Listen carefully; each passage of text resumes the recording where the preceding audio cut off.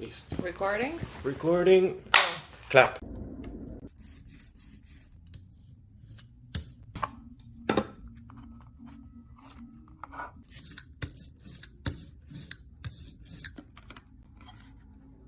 Hi, Frank.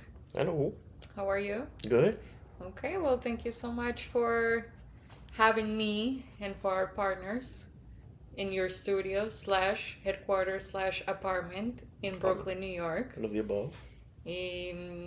Just by way of introduction, For Our Talks is a new series that we're doing at For Our Partners to, tell the world about the artists that we work with, the retail stores we work with, how do you create art and product at the same time, how do you market it, and also give other artists an opportunity to learn from what we're doing here at For Our Partners too.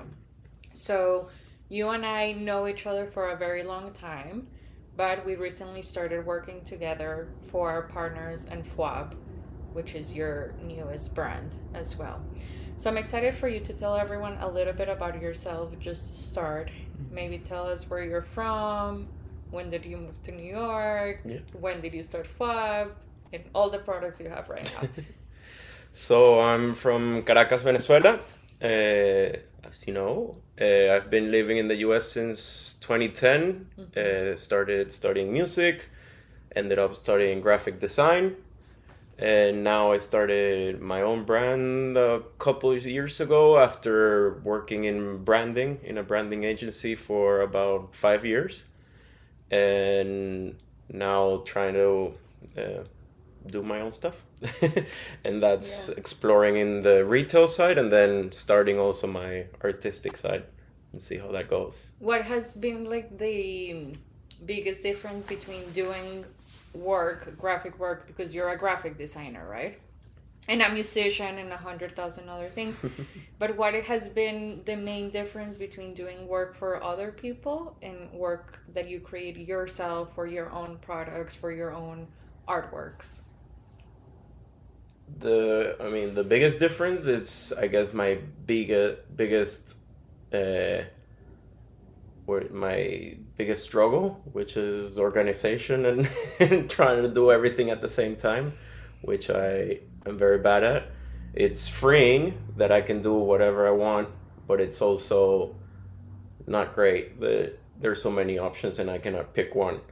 I'm learning how to work around that. It's been, great just to, whenever I get a new idea, I just research, which is my favorite part, learning new skills. So that's why I end up working with different materials, different styles. I'm never stuck into one thing, which I guess it's a problem when I don't have a team organizing my projects. I think we all go through that process of shifting from having an infrastructure in a way and then moving to being entrepreneurs, doing our own thing. I feel like a lot of artists, they work by themselves. They don't work with a team unless, they're really big artists. And it's something that I speak to a lot of artists. How do you organize yourself so that you can make decisions as clear as possible on what the next steps are for commercial opportunities, for partnerships, and so on? Well, when you find out, let me know. Will do. Tell me a little bit about the process of when you have an idea and how that idea then translates into a product. So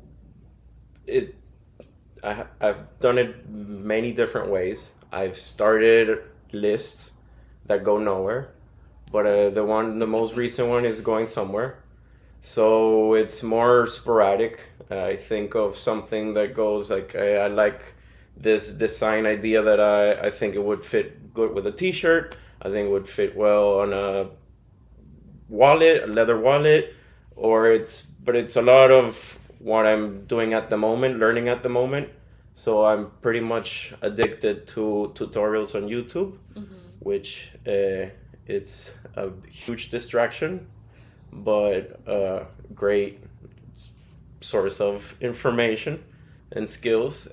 So it's whatever I'm feeling at the moment of learning. If I'm learning how to sew leather, then I try to find a way to take it out of the normalcy. So I can either research on painting leather, so I can make like a cool wallet that it's a very standard wallet, but then I paint it to make it look different. So it's trying to find just a different angle to a normal situation, while learning some new skills, learning about the materials, learning about the whole community in the aspects, because there's a lot of like huge communities in different skills, so like carpentry, photography, video production, animation. Those are all things that I've gone through learning on internet, on YouTube, and just adding to my repertoire, but and now it's time to put them to use. So you talked about materials, which I want to touch on, because I feel that one of the things that is so special about fwab and you as a designer and an artist is that you're not only thinking about the artwork or the illustration part of the work, let's say, but you're also thinking, I would say sometimes mostly, about the materials. Not so much the material, but the process. So it's learning the process. A lot of people, when they get an idea, they like to just go directly to a digital printer and send it to print on paper, and that's it. If I have an idea, I try to like find a different way to present it. So like this blanket, for example, an illustrator would present it in the cover of a notebook or something like that.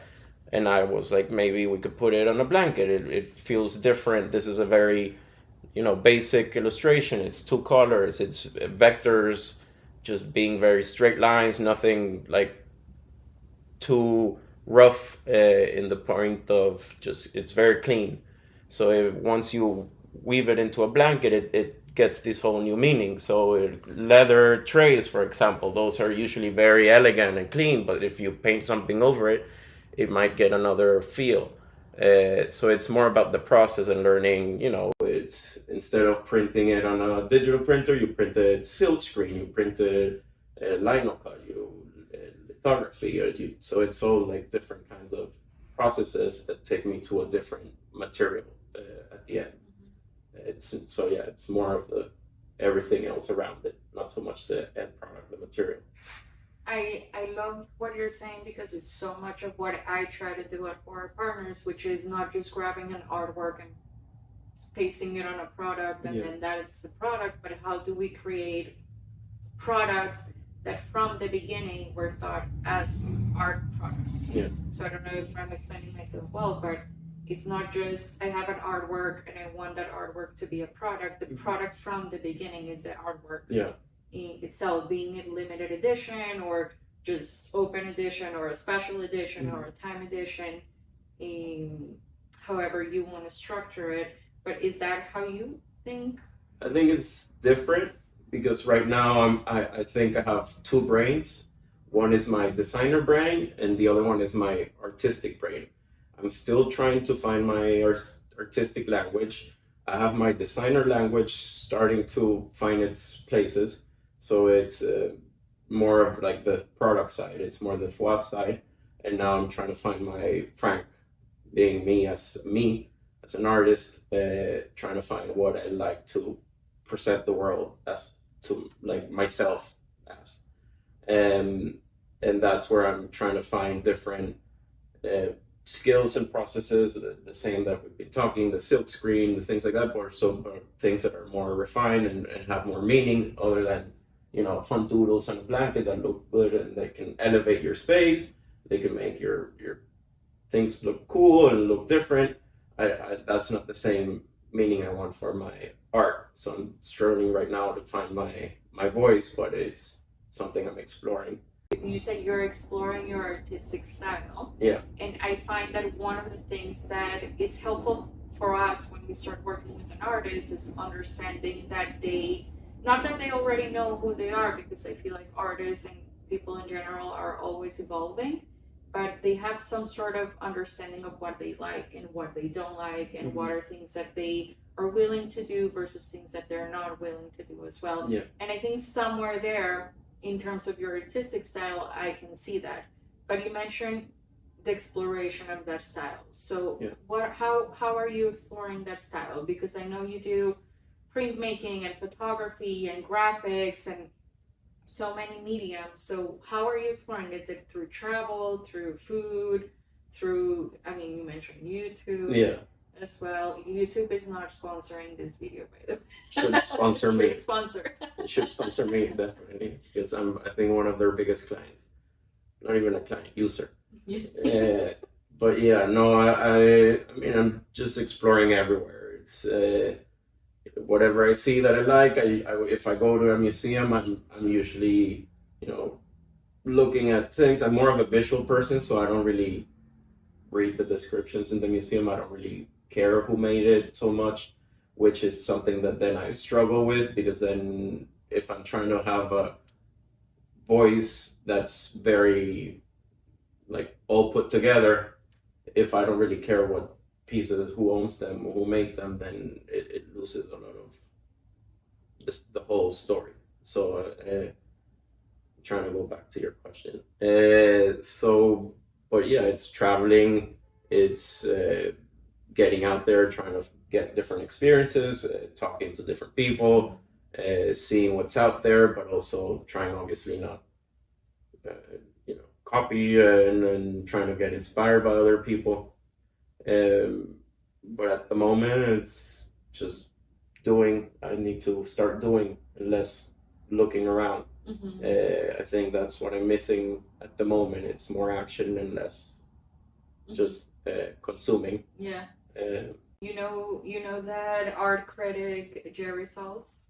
He Yeah. always tell artists, just get to work, go to work, stop thinking so much. Yeah. It'll come out in a way. And so much of branding, which is what happens at the intersection of art and product, if you want to have a product business, is how do you grab all those ideas that somehow come through you, and you create a story with them, right? Mhm. So I feel like that's fwab in a way for you. Yeah. I want you to tell a little bit more about the story of why you decided to start fwab, when and how it has evolved Yeah. to what I would think it's a more artistic brand. So mainly, I was working. It started when I was working here in New York in a branding agency.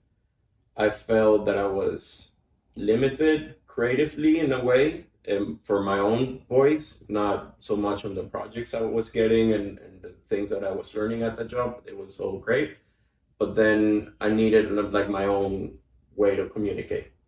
And I felt that I had to do like a test. I did some like 3 T-shirts. I tried to sell them, and that's when I noticed like this needs to be a full-time thing.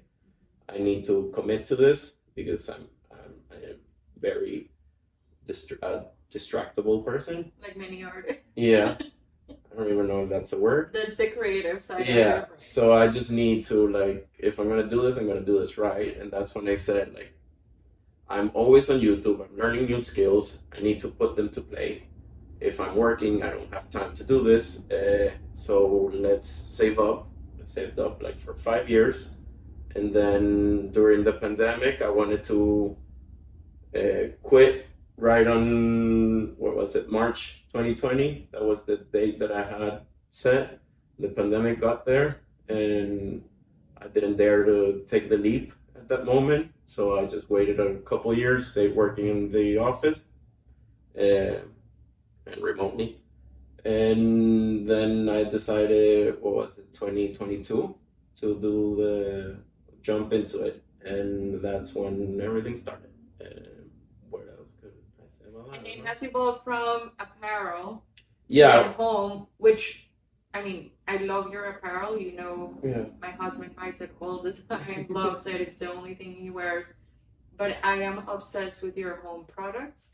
And more than the products themselves, the quality is, of course, amazing, is how fun it is when people come into my apartment, let's say, and they see this exact blanket, which is one of my favorites, and it sparks a conversation. It's not just a product, but it's something that people talk about and they ask about, and it's a little bit like unusual. It creates some sort of curiosity.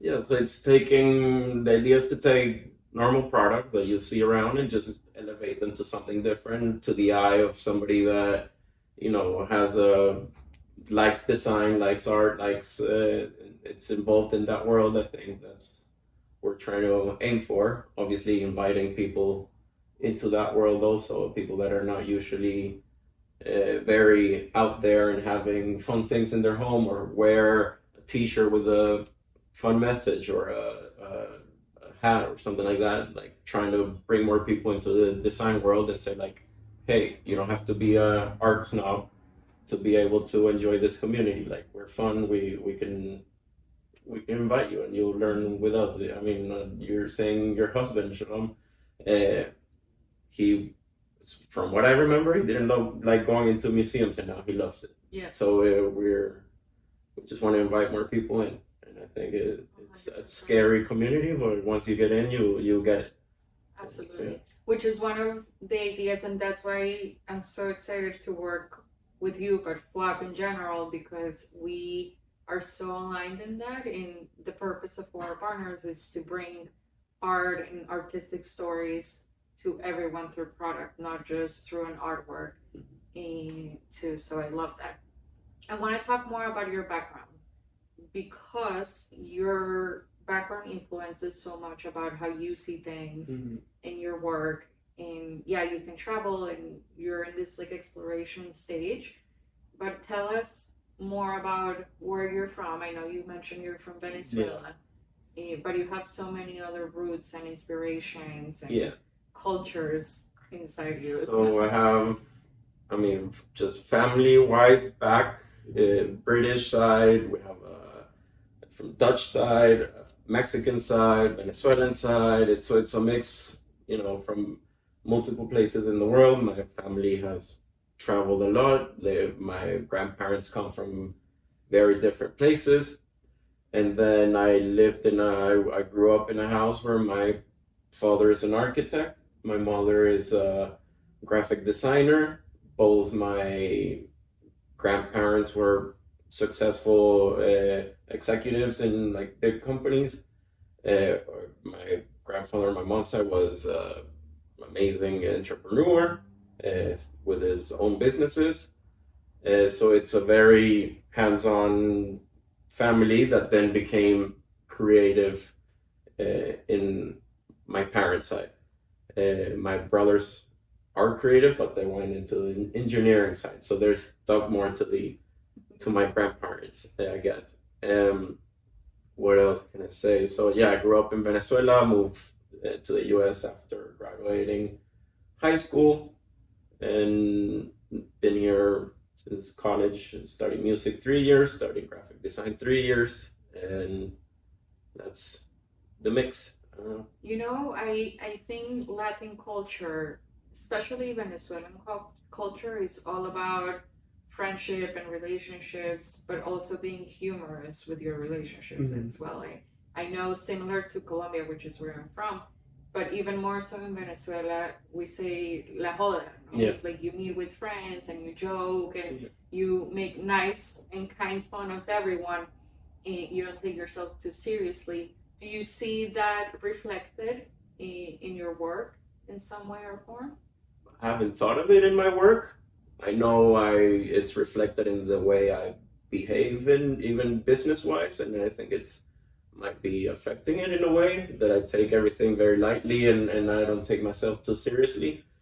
I think it's a positive thing. I haven't thought of it in my work. I think a fun story is that one of my most successful T-shirts was Al Diablo le gusta bailar, which is the devil loves to dance, and it's a little cartoon of a devil dancing.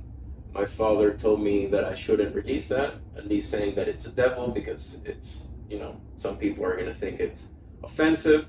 I'm like, no, the devil is just a sign of your fun side, your naughty side. Like it's not actually the devil. Nobody's gonna say like I'm against this just because of and also it's connected to our roots in Venezuela. We have Los Diablos Danzantes El Yare, which is a whole festivity in a town in Venezuela, which the whole everybody wears some huge mask made of paper mache, and they have whips and they whip around with playing music, and so it's like a crazy event. So it's like connected to the roots, but also it's that hola. It's the fun side. It's the joking around. So I don't take the meaning that seriously. I'm working on finding other like Venezuelan things that are also have like some meaning like that, and try to explore it more. For that, I really like that T-shirt. I love it too as well. So really my last question or thought is putting everything together, right? The materials, the exploration, all this background that you have. What's next for fwab? I know you're in the process of thinking about a lot of things. We're working together, but more so, where do you see your work as an artist, as a designer, and what are some of the things that you would be the most excited to do in the future? The things that I change mentality every month.